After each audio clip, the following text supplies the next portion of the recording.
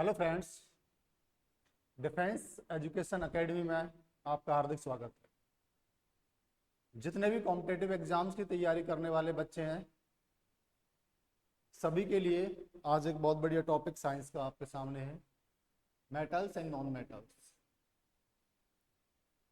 आप अपने आसपास बहुत सारी चीज़ें देखते हैं और साइंस ने उनको कैटेगराइज कर रखा है। कैटेगराइज किया हुआ उनको मेटल्स में, नॉन मेटल्स में और मेटलॉइड्स में। लेकिन मोस्ट इंपॉर्टेंटली हम दो चीज़ों में यहाँ पर अंतर करते हैं, वो है मेटल्स एंड नॉन मेटल्स। कुछ तो आपको विजिबल चीज़ें हैं जो मेटल्स और नॉन मेटल्स, कुछ विजिबल रिजल्ट्स आपको दिख जाते हैं, और जो विजिबल रिजल्ट्स हैं वो उनके फिजिकल डिफरेंसेस हैं। दो तरह के डिफरेंसेस पाए जाते हैं, केमिकल डिफरेंसेस और फिजिकल डिफरेंसेस, मेटल्स और नॉन मेटल्स में। तो सबसे पहले हम बात करेंगे मेटल्स और नॉन मेटल्स में जो फिजिकल डिफरेंसेस हैं वो क्या क्या हैं। सबसे पहला एक वर्ड आता है मैलेबिलिटी।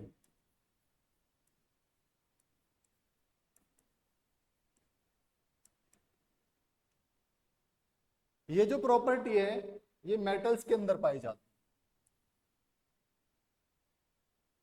है। इस प्रॉपर्टी के कारण क्या होता है, जो मेटल्स हैं उनको चोट करके, उनको पीट कर उनसे चादर बनाई जा सकती है। चादर मतलब बहुत पतली सीट बनाई जा सकती है। इंग्लिश में वर्ड बोलेंगे तो सीट बनाई जा सकती है, थिन लेयर बनाई जा सकती है, बहुत पतली सीट बनाई जा सकती है। फॉर एग्जाम्पल, आपने जब आप स्कूल जाते हैं सुबह, तो आपका लंच रैप किया जाता है जिस फॉइल के अंदर, वो एल्यूमिनियम का फॉइल होता है। एल्यूमिनियम का फॉइल होता है, और एल्यूमिनियम क्या है, एक मेटल है। एल्यूमिनियम क्या है, एक मेटल है। आपने देखा होगा कितना पतला फॉइल बना हुआ है, और उसी एल्यूमिनियम की मोटी रॉड भी आपने देखी होगी, मोटी चादर भी आपने देखी होगी उसकी, और उसको इस रूप में भी आपने देखा होगा कि उसके बर्तन भी बने हुए हैं एल्यूमिनियम के, जहां पर उनकी मोटाई बहुत ज्यादा है। लेकिन मैंने जो यहाँ पर प्रॉपर्टी आपको बताई वो क्या है कि इनको चोट करके, बीट करके इनसे बहुत पतली चादर बनाई जा सकती है। जैसे कि आप देख सकते हो कि जो फॉइल आपने बनाया है एल्यूमिनियम का फॉइल जो है, उसकी जो थिकनेस है बहुत कम है, बहुत पतला होता है, मतलब फॉइल में कन्वर्ट कर दिया। आयरन की सीट आप अपने घरों में देख पाते होंगे, या फिर ऐसी जगह पर जहां कच्चे मकान बने हुए हैं तो उनके ऊपर आयरन की सीट्स डाल दी जाती हैं रूफिंग के लिए। इसके अलावा सिल्वर यानी चांदी, चांदी की फॉइल आपने देखी होगी, मिठाइयों पर सुंदरता के लिए इसको लगाया जाता है। ये भी एक और एग्जांपल है मैलेबिलिटी का। तो यहां से एक बात साबित होकर आती है कि मैलेबिलिटी एक प्रॉपर्टी है मेटल्स की, जो कि नॉन मेटल्स में नहीं पाई जाती। कैसे? अगर हम बात करें कोल, जो कि है क्या, नॉन मेटल है। कोल एक नॉन मेटल है। अगर इससे हम चादर बनाना चाहें या इसकी बहुत पतली फॉइल बनाना चाहे तो क्या बन पाएगी? नेवर। जैसे ही आप कोल के ऊपर चोट करेंगे, ये छोटे छोटे टुकड़ों में टूट जाएगा, ना कि चादर बनेगा। इसी तरह से फास्फोरस,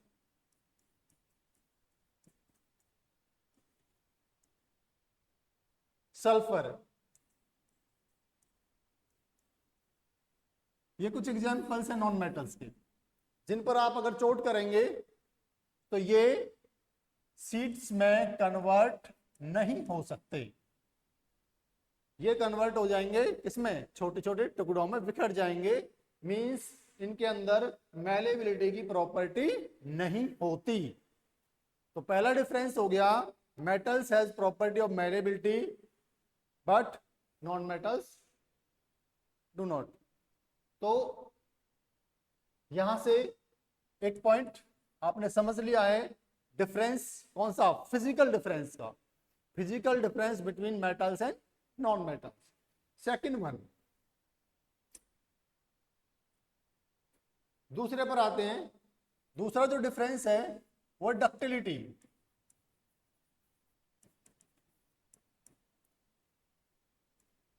डक्टिलिटी, जो मेटल्स होते हैं वो डक्टाइल होते हैं, मींस आप उनको वायर्स में ड्रॉ कर सकते हैं। मेटल से आप वायर बना सकते हैं। फॉर एग्जाम्पल, आपने अपने घर में इलेक्ट्रिक वायर देखे होंगे, वो या तो कॉपर के बने होते हैं, सीयू सिंबल है कॉपर का, इसका पूरा नाम ऐसे लिखा जाता है कॉपर, सीयू इसका सिंबल है। साइंस क्या कहता है कि कोई बड़ा वर्ड है, जितने भी एलिमेंट्स हैं उनको समझने के लिए शॉर्ट उनका नाम रख दिया गया, तो ये उनके सिंबल कहलाए। सीयू कॉपर का सिंबल है। कॉपर एक मेटल है, और कॉपर की वायर्स आपने देखे होंगे, जो येलो कलर की या गोल्डन कलर की जो वायर्स होती हैं वायरिंग के अंदर, तारों के अंदर इलेक्ट्रिसिटी की जो तारें होती हैं, या मोटर के अंदर जो बाइंडिंग होती है उस पर जो तारें होती हैं वो कॉपर की तारें होती हैं। दूसरा, एल्यूमिनियम भी इसी काम आता है, आयरन से भी ये काम हो जाता है। एल सिंबल होता है एल्यूमिनियम का, एल्यूमिनियम से भी वायरिंग की जा सकती है, वायर ड्रॉ किए जा सकते हैं। नंबर 3, आप आयरन से भी, आयरन का सिंबल Fe होता है, आप आयरन से भी क्या कर सकते हो, वायर ड्रॉ कर सकते हो। आपने देखे भी होंगे ज्यादातर जो फेंसिंग होती है, फेंसिंग के लिए जो तार बनाई जाती हैं वो आयरन की तार होती हैं। आपको फील्ड की फेंसिंग करनी है, या आपको कोई गार्डन है उसकी फेंसिंग करनी है, आपने देखे होंगे कुछ कांटेदार तार बनाए तो कुछ सिंपल सीधी तारें बनाई जाती हैं, और मोस्टली आयरन की होती हैं। लेकिन इलेक्ट्रिसिटी में जिन वायर्स का यूज किया जाता है, इलेक्ट्रिसिटी में जिनका यूज किया जाता है वो वायर्स होते हैं, किसके बने होते हैं, इलेक्ट्रिसिटी के लिए जो वायर बने होते हैं वो होते हैं कॉपर या एल्यूमिनियम के, मोस्टली इनका इस्तेमाल किया जाता है। और अगर और किसी चीज से आप वायर बनाना चाहो, वही एग्जांपल हम नॉन मेटल्स के उठाते हैं, अगर हम कोयले से बनाना चाहें या फिर सल्फर से,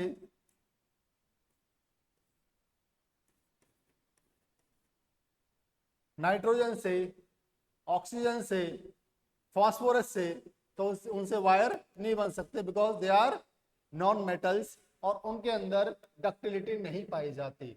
उनका एक ही, वो जैसे ही आप उनको खींचेंगे तो खींचकर वो तार बनने की बजाय टूटकर बिखर जाएंगे, जबकि इन पर जैसे ही खिंचाव डाला जाता है, इनको पुल किया जाता है, तो ये तारों में कन्वर्ट होते चले जाते हैं। तो ये दूसरी प्रॉपर्टी है मेटल्स की जो उनको अलग करती है नॉन मेटल्स से। नंबर 3 जो पॉइंट है वो है सोनोरस होना। सोनोरस, ये क्या प्रॉपर्टी है? आप मंदिरों में गए होंगे कभी, और मंदिर में नहीं गए तो आप स्कूल्स में जरूर गए होंगे, जब वहां पर अचानक से आपको टन की आवाज आती है तो आपको पता चलता है कि या तो आप जिस पीरियड को पढ़ रहे हैं उसका टाइम खत्म हो चुका है, नेक्स्ट पीरियड का नंबर आने वाला है, या फिर जब आप लगातार घंटी को रिंग करते हो, सुनते हो, तो बड़ा मजा आ जाता है, आपको पता चलता है कि छुट्टी हो गई। तो वहां पर देखा होगा, ना तो कोई लकड़ी की बनी हुई होती है वो, ना किसी कोयले की, ना फास्फोरस की, ना सल्फर की, किस चीज की बनी होती है, वो मेटल की होती है। या तो आयरन की मिलेगी आपको वो, या फिर आपको मिलेगी एक मिक्स मेटल्स जो होते हैं, उनमें सबसे ज्यादा जो घंटियों में इस्तेमाल किया जाता है ब्रोंज, इसकी घंटी मिलेगी आपको। ये भी क्या है, क्योंकि दो मेटल से, दो या दो से ज्यादा मेटल से मिलाकर बना हुआ, तो मेटल्स की कैटेगरी में ही आता है। आप अपने घर में जब आप रसोई में होते हो, कोई बर्तन आपसे गिर जाए तो किस तरह की आवाज करेगा, और वहीं पर एक लकड़ी का टुकड़ा गिर जाए या कोई सब्जी या फल गिर जाए आपसे, तो वहां पर किस तरह का साउंड होगा। आप दोनों को मेजर करें, दोनों को ऑब्जर्वेशन करें, और दोनों में डिफरेंशिएट करें, आप पाएंगे कि जो आपकी रसोई से बर्तन गिरे हैं वो बहुत तेजी से आवाज करते हैं, बहुत जोर की आवाज करते हैं, जबकि उनके स्थान पर जो लकड़ी के बने हुए बर्तन हैं या फिर फल और सब्जियां हैं वो भी नॉन मेटल्स में आते हैं, वो भी कार्बन का रूप है। वो आपसे गिर जाएं तो वहां पर साउंड बहुत कम होती है, बहुत डल साउंड होती है। तो ये जो सोनोरस वर्ड आया है कहां से आया है? म्यूजिक से आया है। कहने का मतलब साउंड, जो साउंड निकल कर आएगी, जो तार बनाई जाती हैं, जो आपके इंस्ट्रूमेंट होते हैं, जो म्यूजिकल इंस्ट्रूमेंट होते हैं, उनके जो तार बनाए जाते हैं वो मेटल से ही बनाए जाते हैं, क्योंकि उन मेटल से जो साउंड निकलती है वो बड़ी मधुर निकल के आती है, इसलिए म्यूजिक से भी इसका रिलेशन है। तो वर्ड हो गया सोनोरस। आप यहां से समझ गए होंगे सोनोरस मतलब जिनसे साउंड या फिर ध्वनि, जिसको कह देते हैं हिंदी भाषा में ध्वनि पैदा होती है, उनको हम क्या कहते हैं? सोनोरस सब्सटेंसेस कहते हैं। और सोनोरस सब्सटेंसेस कौन होते हैं? मेटल्स होते हैं, ना कि नॉन मेटल्स। नॉन मेटल से आप वो ध्वनि नहीं निकाल सकते जो निकाली जा सकती है मेटल्स के साथ में। पॉइंट नंबर 4, पॉइंट नंबर 4 को अगर आप पढ़ोगे तो होता है कंडक्टिविटी। अब कंडक्टिविटी दो चीजों की होती है, दो चीजों की कंडक्टिविटी होती है। एक कंडक्टिविटी इलेक्ट्रिसिटी की और दूसरी कंडक्टिविटी हीट की। अच्छा जरा सोचकर बताइए, आपके घरों में जो बर्तन होते हैं वो या तो स्टील के बने होते हैं या तो एल्यूमिनियम के या फिर जो मिक्स मेटल्स हैं आपके उनके साथ बने होते हैं। इनका जो हैंडल होता है, जैसे कि कोई चाय बनाने वाली केतली है, उसके हैंडल पे आपने अक्सर या तो कोई प्लास्टिक का या लकड़ी का कवर चढ़े हुए देखा हुआ है। इसको क्यों चढ़ाया जाता है? क्योंकि जैसे ही आप इस केतली को आग पर रखते हैं, आग पर आप इसको रखते हैं तो ये धीरे धीरे गर्म होना शुरू हो जाती है, यहां से ऊपर तक गर्म हो जाती है, फिर इसका हैंडल गर्म हो जाता है। और अगर इसके ऊपर ये कोटिंग ना चढ़ी होती, ये कवर नहीं चढ़ा होता रबड़ प्लास्टिक या लकड़ी का, और आप इसको छूते हैं यहाँ पर, तो आपके हाथ को जलने का खतरा रहता है, क्योंकि जितना यहाँ पर इसकी इंटेंसिटी हो चुकी है हीट की, धीरे धीरे उतना इंटेंसिटी यहाँ पर भी हो जाती है। और ये हीट को, जो आपने हीट यहाँ चालू किया था, यहाँ से लेकर इस हीट का ट्रांसफर यहाँ तक हो जाना, यही कहलाता है कंडक्टिविटी। इसी को कंडक्टिविटी कहते हैं। इसने कंडक्ट किया, लेकिन कभी आपने एक लकड़ी को जलाया होगा, अगर लकड़ी के आप इस सिरे को जला रहे हो तो इसका ये वाला सिरा सेफ रहता है, ये गर्म नहीं हो पाता। हाँ थोड़ी बहुत हीट जरूर ट्रांसफर हो जाती है 19-20, वो भी कुछ दूरी तक, लेकिन वहां तक वो गर्म नहीं हो पाता है। नहीं हो पाया तो ये लकड़ी क्या है? कार्बन का ही रूप है, और कार्बन क्या होता है? नॉन मेटल होता है। इसका मतलब नॉन मेटल्स में हीट की कंडक्टिविटी नहीं होती है। तो मैंने आपको दो चीजों की कंडक्टिविटी बताई थी, एक तो था हीट की कंडक्टिविटी और दूसरी होती है conductivity of electricity. Conductivity of electricity, electricity conduct करती है। ये तो बड़ी सिंपल से एग्जांपल्स हैं। कभी ना कभी किसी ने इलेक्ट्रिसिटी का शॉक जरूर खाया होगा घर पे। कई बार जो नंगी तारें होती है घर पर, या गलती से कोई तार में कट लग गया है तो वहां पर हमें पता नहीं होता है, या फिर कोई स्विच खराब होता है घर का, तो वहां पर कई बार उसको स्विच को दबाने के चक्कर में हमें थोड़ा बहुत शॉक लग जाता है। वो शॉक जो लगा किस वजह से? वो कंडक्टिविटी थी। मीन्स उसके अंदर जो वायर थी उसके ऊपर कोटिंग लगी हुई थी प्लास्टिक की, लेकिन वो कोटिंग कहीं ना कहीं से कट हो गई, वहां हमारा हाथ टच कर गया और हमें करंट लग गया, इलेक्ट्रिसिटी का हमें धक्का लग गया। लेकिन जहां जहां पर उसके ऊपर कोटिंग चढ़ी हुई है रबड़ की या प्लास्टिक की, वहां हमें धक्का नहीं लगता। कितना ही उसको कैसे पकड़ सकते हैं आप सेफली, कोई प्रॉब्लम नहीं है, क्योंकि प्लास्टिक और रबड़ क्या है? इंसुलेटर है, वो कंडक्ट नहीं करते इलेक्ट्रिसिटी को। सूखी लकड़ी भी क्या है? इंसुलेटर है, नॉन कंडक्टर है इलेक्ट्रिसिटी का। तो जब आप लकड़ी को टच कराते हैं इलेक्ट्रिसिटी के साथ में, सूखी लकड़ी को टच कराते हैं, तो वो आपको करंट नहीं लगाएगा। लेकिन जैसे ही आपने किसी भी मेटल का इस्तेमाल किया और मेटल टच कर गया इलेक्ट्रिसिटी को कहीं भी, तो उसका झटका सीधा आपको लगेगा। तो दूसरा जो चीज है, जो दूसरी चीज है, जो दूसरी प्रॉपर्टी है, वो इलेक्ट्रिसिटी, जिसको कंडक्ट करते हैं मेटल्स, जबकि नॉन मेटल्स इसको कंडक्ट नहीं करते। हाँ, एक एक्सेप्शन है इसका, और वो ग्रेफाइट।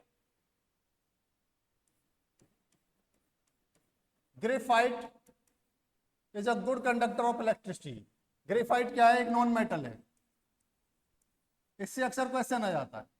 जो एक्सेप्शंस होते हैं उनसे क्वेश्चन बनते ही बनते हैं एग्जाम्स में। जो एक्सेप्शंस होते हैं किसी भी चीज के, वहां पर वो क्वेश्चन बनाकर लाते हैं आपके सामने। तो ग्रेफाइट क्या है? एक नॉन मेटल है। नॉन मेटल होने के बावजूद भी इलेक्ट्रिसिटी को कंडक्ट करता है। इलेक्ट्रिसिटी कंडक्ट करता है, तो इससे क्वेश्चन बन जाता है which of these is a good conductor of electricity. और आप वहां पर ज्यादातर नॉन मेटल्स के नाम देखेंगे। नॉन मेटल्स के नाम देखेंगे तो उनमें ग्रेफाइट भी लिखा होगा, और कहीं आपके दिमाग में ये ना चल जाएगी ये सारे नॉन मेटल्स हैं तो ये इलेक्ट्रिसिटी को कंडक्ट नहीं करेंगे, जबकि इनमें ग्रेफाइट ऐसा नॉन मेटल है जो इलेक्ट्रिसिटी को कंडक्ट करेगा। सो ये थी चौथी प्रॉपर्टी, फिजिकल प्रॉपर्टी, जिससे हम डिफरेंशिएट कर सकते हैं मेटल्स एंड नॉन मेटल्स को।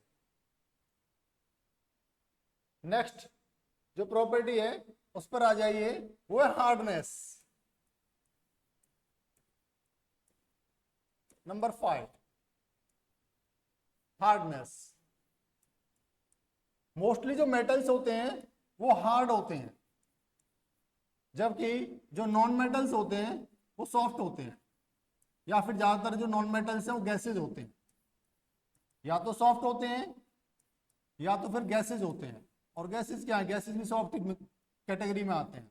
नॉन मेटल्स या तो सॉफ्ट होंगे या फिर गैसियस फॉर्म में होंगे, गैस होंगे।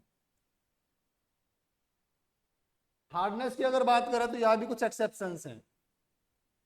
कुछ मेटल्स लिक्विड फॉर्म में भी पाए जाते हैं। ये क्वेश्चन अक्सर आता है एग्जाम्स में। कॉम्पिटेटिव एग्जाम्स में अक्सर देखा गया है कि उस मेटल का नाम बताइए जो रूम टेम्परेचर पे लिक्विड है, जबकि आपके दिमाग में चल रहा है कि ये तो ज्यादातर क्या होते हैं? सॉलिड होते हैं। जो हार्ड होगा वो सॉलिड होगा। आपके दिमाग में यही बात होती है मेटल्स सॉलिड होते हैं, हार्ड होते हैं। बट इसका एक एक्सेप्शन है, और वो क्या है? मर्क्यूरी, पारा।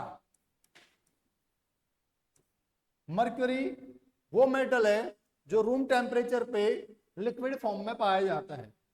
और कुछ मेटल्स इतने सॉफ्ट हैं जिनको आप चाकू से भी काट सकते हो। For example sodium and potassium.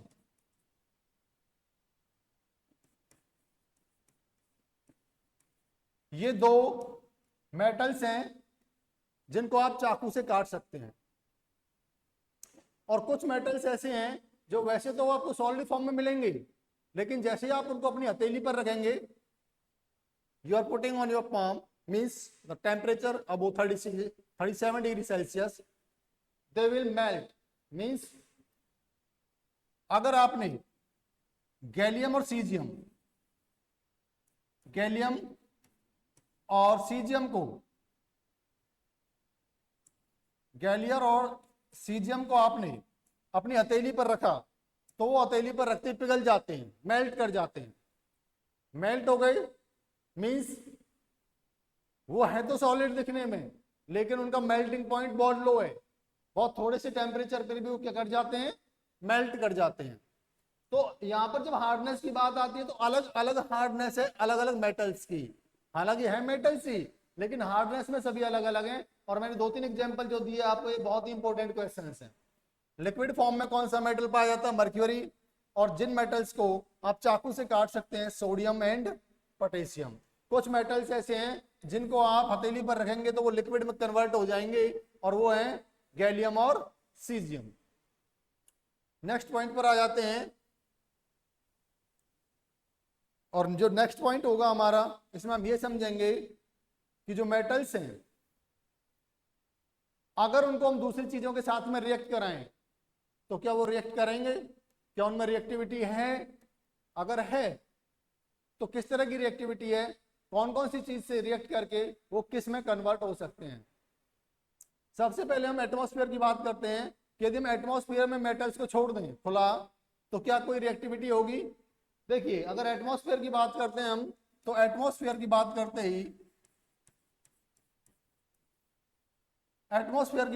ही हमें कुछ गैसेस का ध्यान आता है, O2 यानी कि ऑक्सीजन,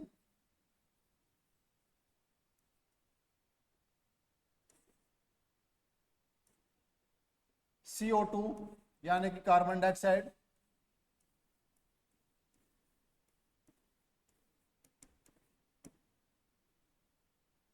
नाइट्रोजन,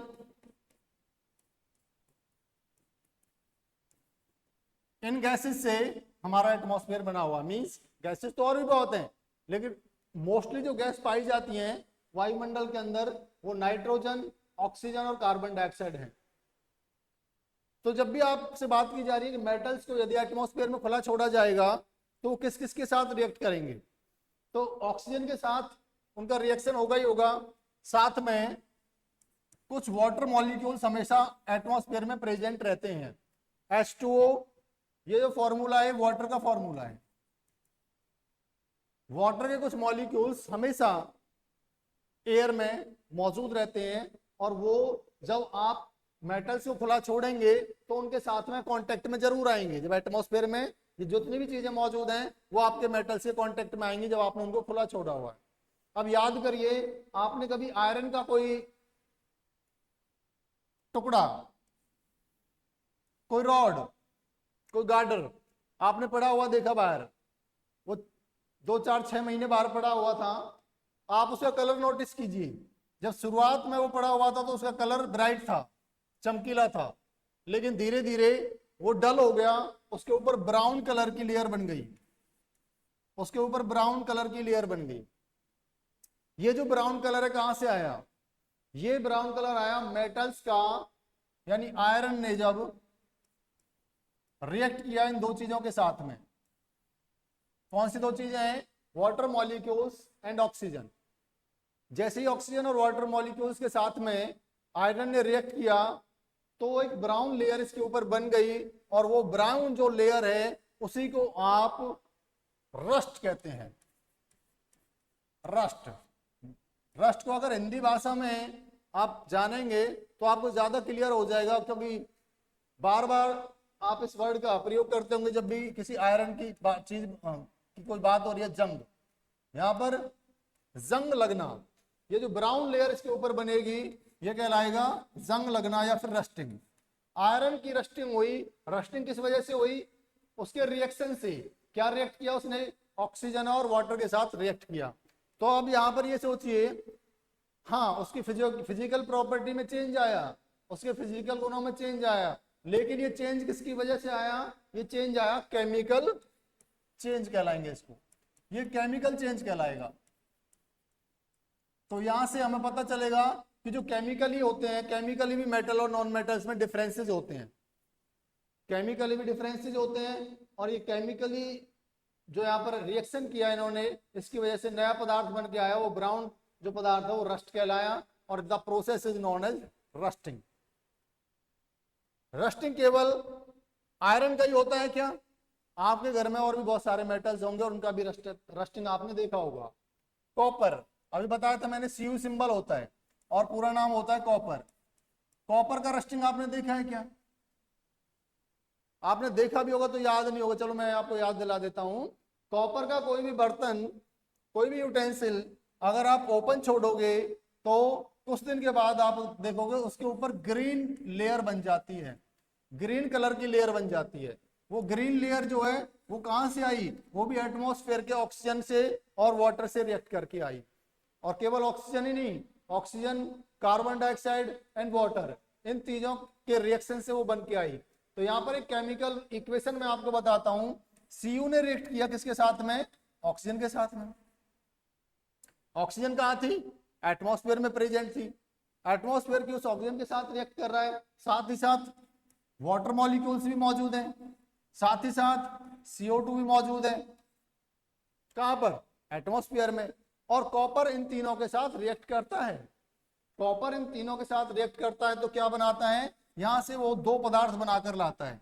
एक तो Cu whole twice of OH, copper hydroxide कहते हैं इसको। copper hydroxide, and the second one is copper carbonate. Second one is CuCO3, copper carbonate.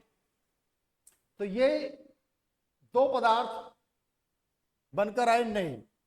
कब बनकर आए? जब कॉपर ने एटमॉस्फेयर में प्रेजेंट ऑक्सीजन, वाटर मॉलिक्यूल्स और कार्बन डाइऑक्साइड के साथ रिएक्शन किया। और इस रिएक्शन को कराने के लिए आपको अपनी तरफ से कोई एफर्ट नहीं लगाना पड़ा। सिर्फ आपको क्या करना था, कॉपर का कोई भी बर्तन, कोई भी यूटेंसिल, कोई भी इंस्ट्रूमेंट आपको केवल ओपन छोड़ देना है एटमॉस्फेयर में कुछ दिन के लिए, और आप देखेंगे उसके ऊपर ग्रीन लेयर बन के आएगी। और उस ग्रीन लेयर के जो प्रोडक्ट हैं वो है copper hydroxide and copper carbonate. तो ये था एक और केमिकल चेंज जो मेटल्स के अंदर देखा गया। लेकिन बात यहां से आती है एसिड और बेसिस की। मींस इनसे जो बनने वाले प्रोडक्ट हैं, क्या वो एसिड होते हैं या बेसिक होते हैं? ये मोस्ट इंपोर्टेंट क्वेश्चन होता है यहां पर। तो चलिए देखते हैं कि जो मेटल में चेंजेस आते हैं, अगर मेटल वाटर के साथ रिएक्ट करता है तो क्या बनाएगा, उस पर गौर करिए और फिर बताइए कि जिनके ऑक्साइड्स होते हैं, मेटल और नॉन मेटल के ऑक्साइड्स होते हैं, वो एसिड होंगे या बेसिस होंगे। मींस उनकी प्रॉपर्टी ये दो ही होती है, एसिडिक एंड बेसिक। तो कौन बेसिक होगा, कौन एसिडिक होगा, आपके सामने अभी क्लियर हो जाएगा। तो कोई भी मेटल, आपने यहां पर एक एग्जांपल हमने अभी देखा Cu का, कॉपर का, आप कोई भी दूसरा इस्तेमाल कर सकते हैं। यहां पर आप सोडियम मेटल का नाम ले लीजिए, सोडियम Na होता है। सोडियम क्या है? Na। और सोडियम क्या है वैसे, मेटल है या नॉन मेटल है? मेटल होता है सोडियम। अगर सोडियम को हम ओपन छोड़ेंगे तो ये बहुत जल्दी रिएक्टिविटी करता है, इसकी रिएक्टिविटी बहुत ज्यादा है, एटमॉस्फेयर में बहुत रिएक्टिव है। तो सोडियम जैसे ही H2O के साथ रिएक्ट करता है, सोडियम ने रिएक्ट किया H2O के साथ में। H2O कहां से आया? वाटर मॉलिक्यूल्स एयर में मौजूद हैं। आप चाहो तो इसका एक्सपेरिमेंट भी कर सकते हो। एक्सपेरिमेंट, बहुत छोटे छोटे से टुकड़े लेकर आप सोडियम के पानी में डालिए। बहुत छोटे टुकड़े लेने चाहिए क्योंकि बहुत ज्यादा रिएक्टिव है। अगर ज्यादा मात्रा में डालते हो तो वो विस्फोट कर सकता है। Na+H2O, गौर करिएगा, जो प्रोडक्ट बन के आया हुआ है NaOH। NaOH सोडियम हाइड्रोक्साइड इसको कहते हैं, सोडियम हाइड्रोक्साइड, NaOH प्लस। गौर करिएगा, यहां पर आपने इक्वेशन में से बहुत सारी चीजें यूज कर चुकी हैं, आप इसमें आ चुके हैं, लेकिन यहाँ पर हाइड्रोजन जो है एक ही वहां पर दिख रहा है, एक और हाइड्रोजन होना चाहिए था। तो यहां पर अगर हम 2Na करते हैं तो उधर 2Na हो जाता है, और यहां पर भी हमें 2 लिखना पड़ता है, 2NaOH प्लस। अब देखिए यहां पर मोस्ट इंपोर्टेंट चीज जो आपसे यहां पर पूछी जाएगी वो यही है कि कौन सी चीज बन के आएगी, वो है H2 means hydrogen gas. Oxide बन के आया, ये जो है NaOH। जिन भी कंपाउंड के पीछे आप OH लिखा हुआ देखेंगे वो ऑक्साइड होते हैं, वो ऑक्साइड होते हैं। और NaOH क्या है? एक बेस है। NaOH एक बेस है, यानी कि यहां से क्लियर होता जा रहा है कुछ आपके सामने। अभी आप सोच लीजिएगा, तब तक मैं आपको आगे बताता हूं कि ये जो गैस बन के आई वो हाइड्रोजन गैस है, हाइड्रोजन। तो दो बातें यहां से क्लियर हुई कि जब सोडियम यानी कि मेटल ने रिएक्ट किया वाटर के साथ में, एक मेटल ने वाटर के साथ रिएक्ट किया, तो वहां से एक बेस बन के आया, ऑक्साइड बन के आया। और तो यहां से एक बात क्लियर हो गई कि जो मेटल्स के ऑक्साइड होते हैं, metal oxides are generally basic. कैसे होते हैं? बेसिक होते हैं। Metal oxides are generally basic होते हैं। और जब मेटल्स को वाटर के साथ रिएक्ट कराया जाता है तो गैस कौन सी बनती है? हाइड्रोजन गैस इवॉल्व होती है। हाइड्रोजन गैस इवॉल्व होती है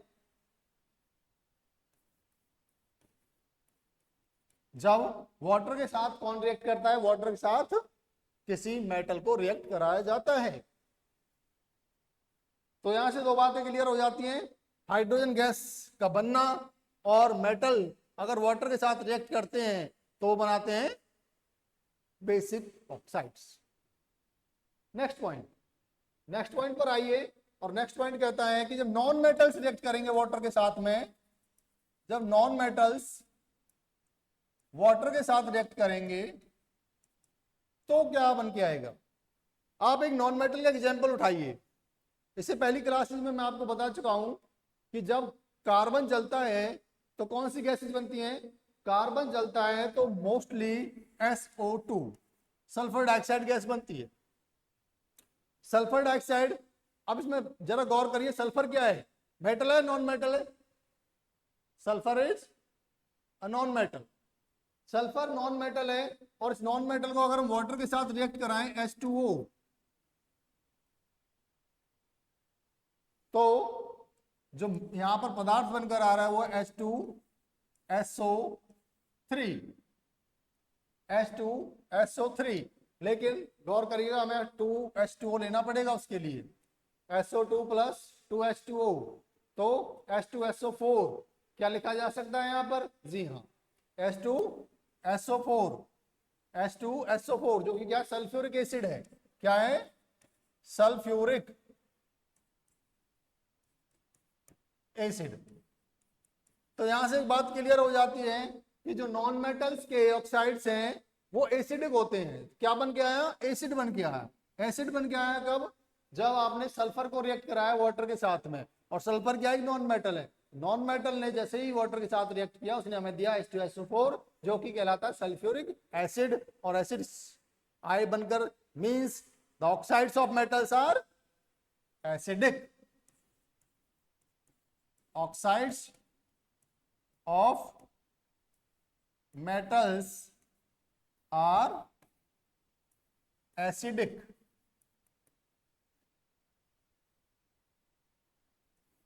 Is it clear? Yes। दो बातें क्लियर हो जाती हैं, oxides of metals are basic and oxide of non metals are acidic।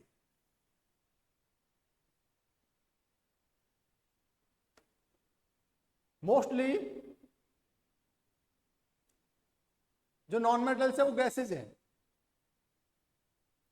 Hydrogen, oxygen, nitrogen, ये वो मोस्ट एविडेंट गैसेज हैं जिनका नाम आपने कहीं ना कहीं कभी ना कभी जरूर सुना होगा।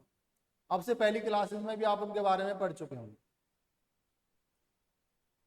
और अगर मेटल्स की बात करी जाए तो प्रेजेंट में जितने भी एलिमेंट्स हैं अबाउट 118 एलिमेंट्स हैं, उनमें से अबाउट 90 मेटल्स हैं।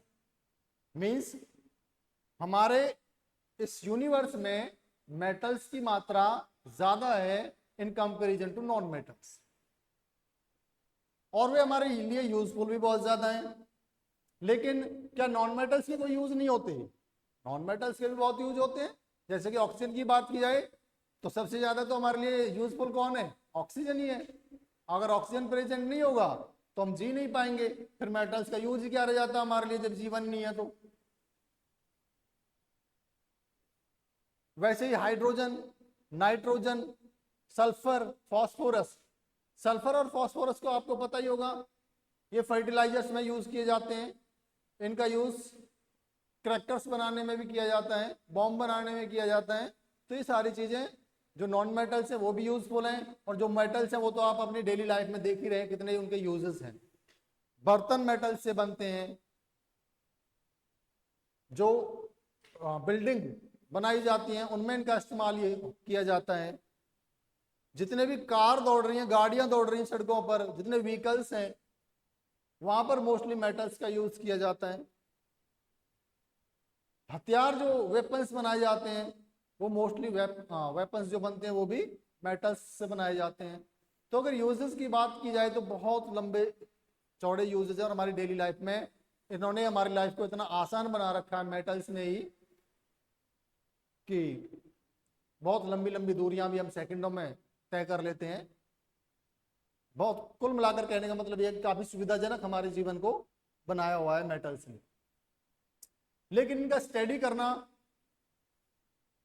केवल सुविधाओं को देखना नहीं है, हमें स्टडी करनी है, इनको जानना है कि ताकि हम अपने कॉम्पिटिटिव एग्जाम्स में जो इनसे रिलेटेड क्वेश्चन आते हैं उनको क्लियर कर सकें। लेकिन एक बात मैं लास्ट में फिर से दोहराना चाहूंगा कि साइंस एक सब्जेक्ट मत समझिए, साइंस को एक बर्डन मत बनाइए अपने दिमाग के ऊपर। साइंस तो आपके कॉमन लाइफ से जुड़ी हुई चीजें हैं, जो आप रोजाना के जीवन में देखते हो, महसूस करते हो, जिनका इस्तेमाल करते हो, उन्हीं से जुड़ा हुआ है। अभी हम कह देते हैं, यहां पर हमने लिख दिया NaCl। अगर हम इसको साइंस में पढ़ने लग जाएं, साइंस सोचकर पढ़ें, सोडियम क्लोराइड कहकर इसको रटते रहें, सोडियम क्लोराइड,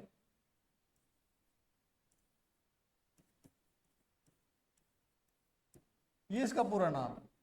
बच्चे को इसको रटाते रहो, सोडियम क्लोराइड। ये तो वही पढ़ाई, इसको कहते हैं पढ़ाई कर रहे हैं। लेकिन अगर जनरली हम बात करें तो ये खाने का नमक है, जिसको आप रोजाना रसोई में इस्तेमाल कर रहे हो, वो नमक है NaCl।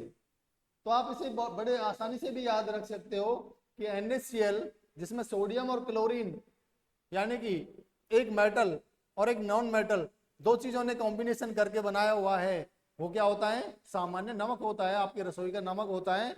और फॉर्मूला उसका NaCl कह दिया गया, पूरा नाम सोडियम क्लोराइड है। तो मेरा कहने का उद्देश्य यही है कि आप साइंस को खेल ही खेल में समझ जाएं, जो आप यूजेस कर रहे हैं साइंस की चीजों का उसी से समझ जाएं, ज्यादा इसको अपने दिमाग पर हावी ना होने दें कि ये कोई सब्जेक्ट है। तो आज की क्लास यहीं तक। Thank you very much. आगे जो भी इस टॉपिक से मेटल नॉन मेटल से रिलेटेड एक्सरसाइज होगी वो आपकी कराई जाएगी, इसलिए नेक्स्ट क्लास को जरूर देखें, जरूर ज्वाइन करें। Thank you.